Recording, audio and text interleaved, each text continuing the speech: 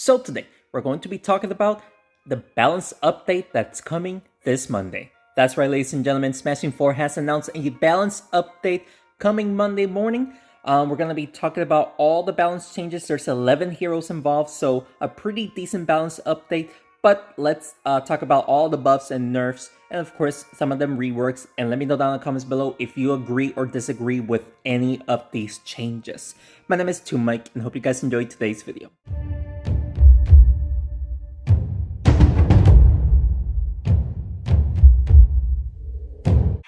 Alright, while doing so, I might as well play in the ladder trying to get these hero badges and whatnot.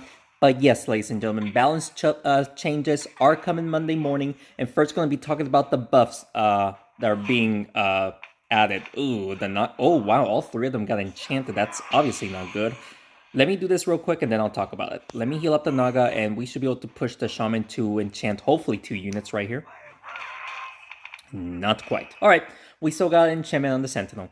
Alright, so first we're going to be talking about the zombie. The zombie, after all these years, the zombie is finally getting a buff. He's getting an ability buff, no damage buff, but the ability buff.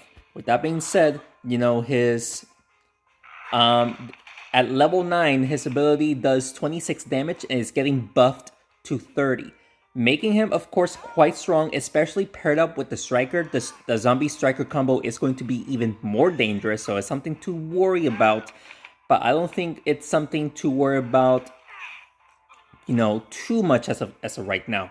I might be mistaken, but who knows, right? We're gonna have to heal up my units here somehow. Let's see if we can do this. Heal up the Frostfox a bit, hitting it either towards the Paladin or the Giant. There you go, the Frostfox pretty much went back up to full health. But yes, this is good because the zombie against the Knight, the poison didn't do anything to the Knight. And even though the ability buff that the zombie received, the zombie still won't be able to do damage to the Knight because of his shield. But regardless, it is still nice to see the zombie is getting a little bit of love, even because it's been a long time. But just watch out for the zombie striker combos. I'm pretty sure there's going to be more of them coming after Monday. Next up on the list, we got the Enchantress. The Enchantress is also receiving an ability buff, which I'm actually kind of surprised, not going to lie. Let's heal up the Frostfox here. It might be too late. I don't think we're going to win this one, but we're going to try it anyway. We gotta hit off the Giant, but not the Ice Queen. That's not the greatest. We're going to lose the Naga and the Paladin here. Alright, so yeah, the Enchantress is getting an ability buff. So, Enchantress buffing up everybody plus 32. She is now going to buff up everybody for 35. Which, honestly, I really don't see the need to buff up the Enchantress. I believe this was... a mistake.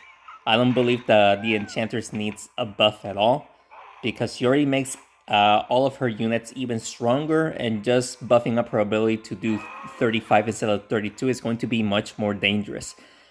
In my opinion, this was definitely unneeded or, you know, unnecessary. But what can you do, right? We're probably going to see a lot of combos with the Enchantress, but we shall see. Alright, next up we're going to be talking about the Sorceress. All the enchanters got a pretty nice buff. Pretty much all the enchanters did.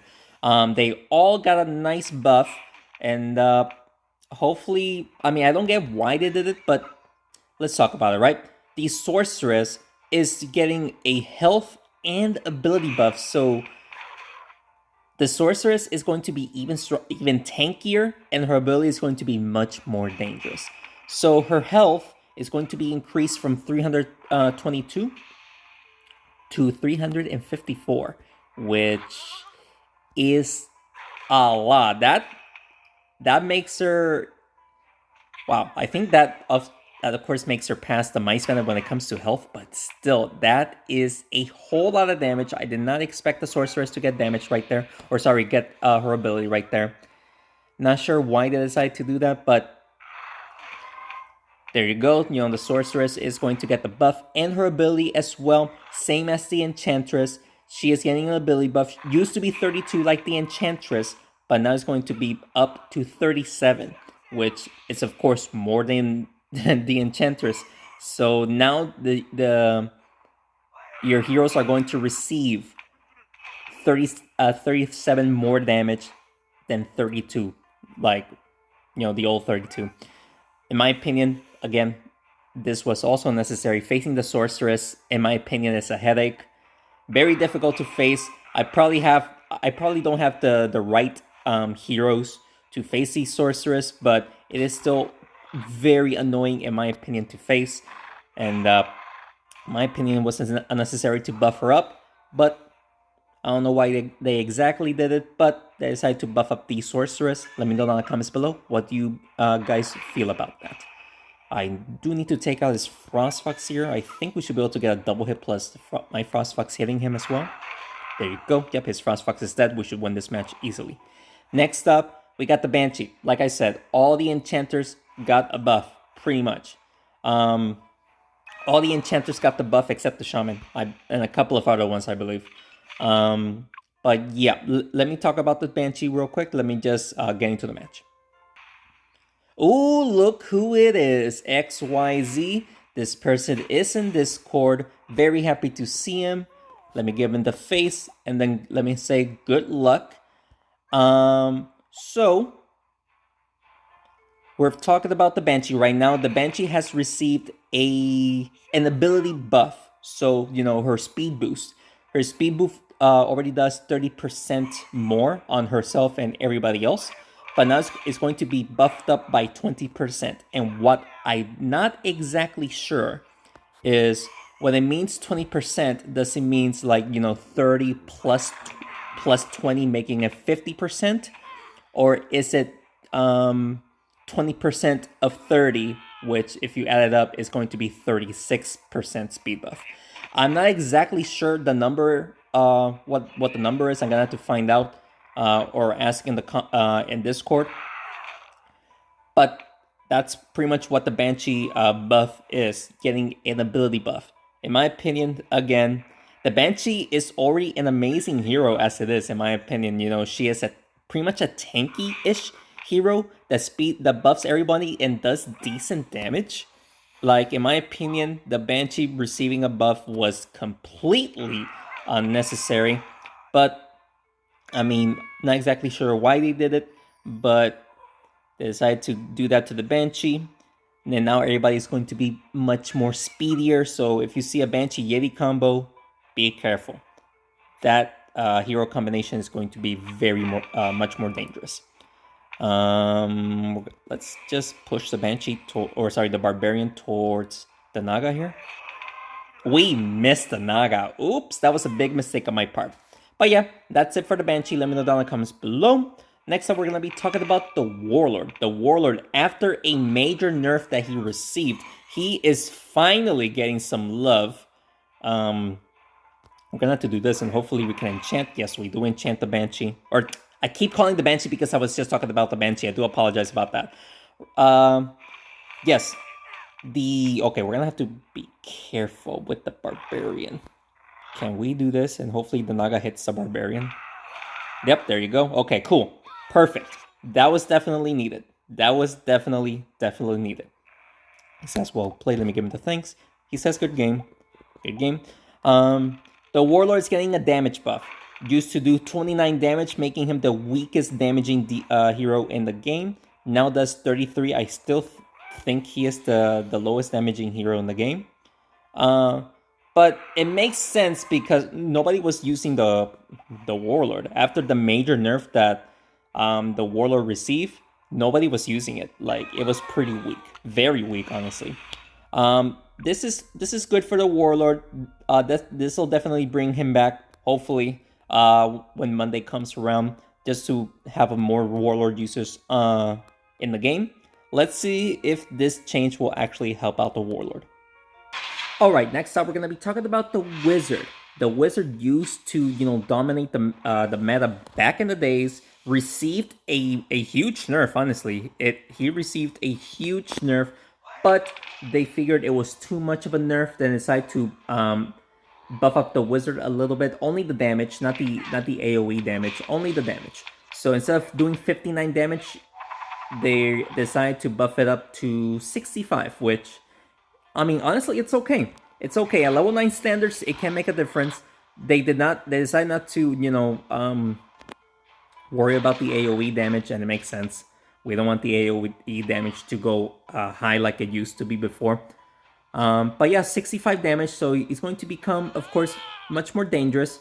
Keep in mind that, that's his base damage. The ability damage is what makes a huge difference. That was a very nice play of him dealing that massive damage to the Naga right there. But I would like to enchant the Banshee to lower her damage. But I could also, try to worry about the Paladin so that way he doesn't heal. So we'll just do that.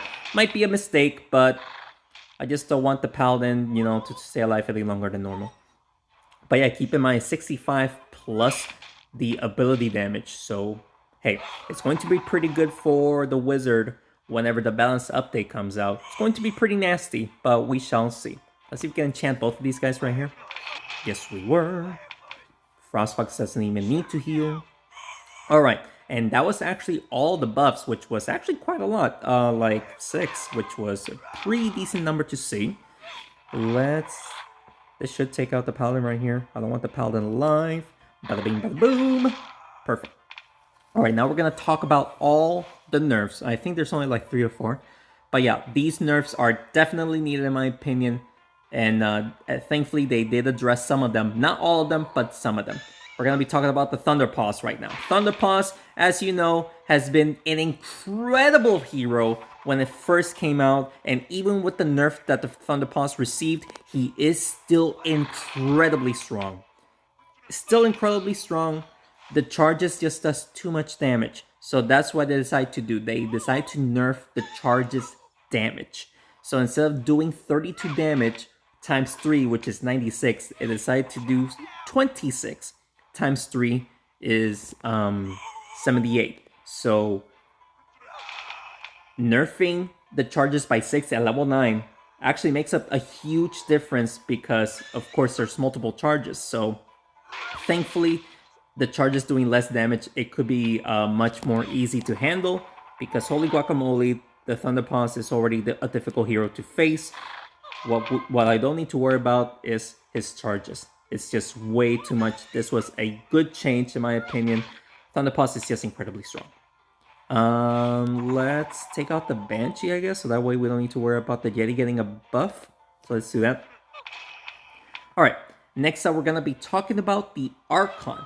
The Archon, when it first came out, it wasn't overpowered like normal heroes, when it comes to newer heroes being overpowered.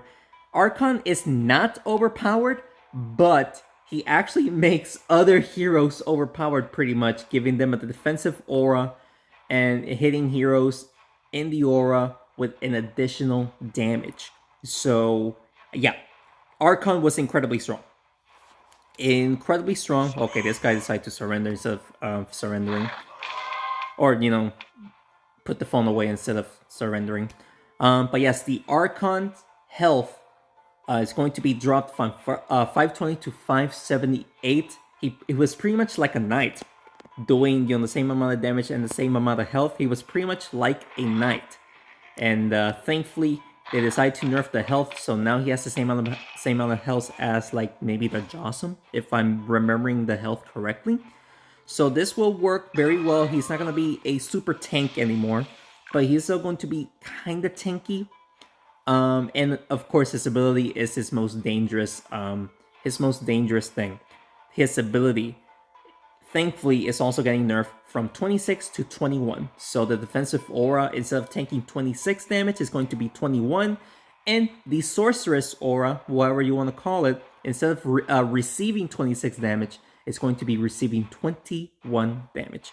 Again, huge, good change for the Archon because Archon is super strong. Definitely needed to be addressed. Thankfully, they addressed it. Hopefully, this will be enough to slow down the Archon from being all over the place when it comes to the ladders and challenges.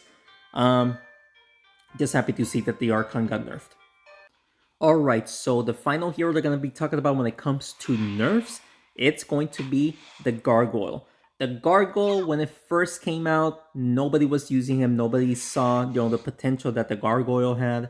So I decided to buff up the the ability, which is attack and heal, from 14 to 16, and somehow that opened everybody's eyes and decided to use the Gargoyle when it comes to, because of the ability buff that it received, that Smashing 4 decided to revert the Gargoyle's ability back to when it first originally came out. So instead of 16,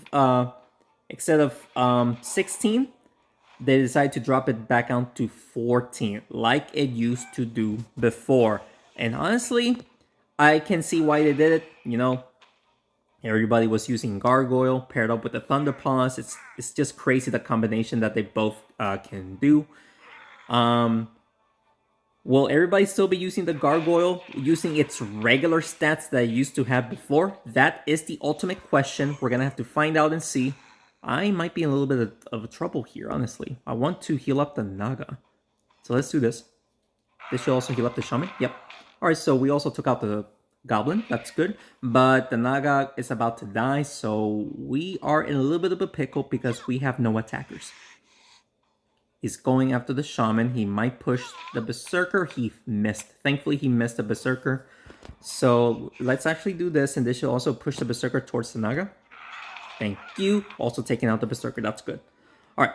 So yeah, the Gargoyle now dealing 14 ability damage and heals from 16, bringing back the original number when it first came out. This is definitely good because I thought that the Gargoyle is already strong as it is. It didn't need a buff. And if it did need a buff, it was not his ability, in my opinion. And thankfully, they decided to bring that down. And hopefully, with the original numbers, now less people would use the Gargoyle. And hopefully, he'll still be strong as it was when he got the buff. Okay, so he took out by Naga, and that's honestly fine because it is 2 against 2 now. And my units are very healthy compared to his units.